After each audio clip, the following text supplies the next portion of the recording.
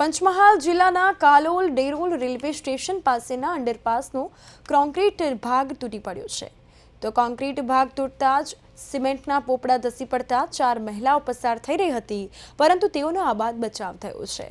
અને આ અંડરપાસ શરૂઆતથી જ વિવાદોમાં રહ્યો છે, કારણ કે ચોમાસામાં પાણી ભરાવાથી માર્ગ બંધ થાય છે અને લાખોના ખર્ચે બનાવેલી પાણીના નિકાલની વ્યવસ્થા નિષ્ફળ સાબિત થઈ છે।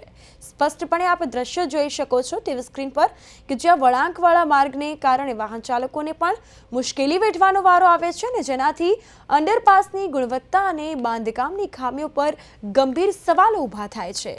રેલવે સ્ટેશન પાસેના અંડરપાસનો કોન્ક્રીટનો ભાગ તૂટ્યો અને આ અંડરપાસ શરૂઆતથી જ વિવાદોમાં રહેલો છે। લાખોના ખર્ચે અંડરપાસ બનાવ્યો, પરંતુ પાણીની કોઈ જ પ્રકારની નિકાલની સુવિધા નથી, વ્યવસ્થા નથી। તો આ અંતર્ગત વાત કરીએ તો લાખોના ખર્ચે બનાવેલા જે પૈસા છે તે પાણીમાં ડૂબ્યા હોય તેવું સ્પષ્ટપણે જોઈ શકાય છે।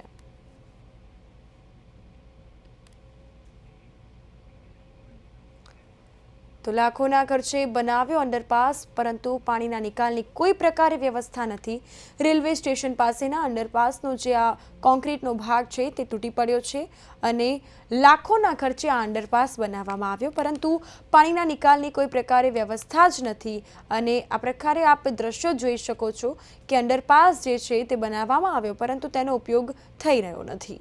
તો વાહન ચાલકો તેમજ સ્થાનિકો ભારે હાલાકીનો સામનો કરી રહ્યા છે। કોન્ક્રીટનો ભાગ તૂટતા જ આ અંડરપાસ શરૂઆતથી જો કે વિવાદોમાં તો છે જ, પરંતુ જે હમણાં જ બનાવેલો અંડરપાસ છે તે આ રીતે સ્લેબ ધરાશાયી થયો છે, કોન્ક્રીટનો ભાગ તૂટ્યો છે। આ પ્રકારના દ્રશ્યો સર્જાય છે તે પ્રકારે અનેક સવાલો ઊભા થાય છે, કારણ કે આસપાસના સ્થાનિકો તેમજ વાહન ચાલકોને અહીંથી પસાર થવાનું હોય છે અને ત્યારે આ પ્રકારની સ્થિતિ ઉદ્ભવે છે। તેથી આ પર અનેક સવાલો તો સર્જાય જ। આ સાથે જ લાખોના ખર્ચે અંડરપાસ બનાવવામાં આવ્યો, પરંતુ પાણીના નિકાલની કોઈ પ્રકારે વ્યવસ્થા નથી, જેથી આજે લાખોના ખર્ચે અંડરપાસ બનાવ્યો છે તેના પૈસા જે છે તે પાણીમાં ડૂબ્યા હોય તેવું સ્પષ્ટપણે અહીં જોવા મળે છે।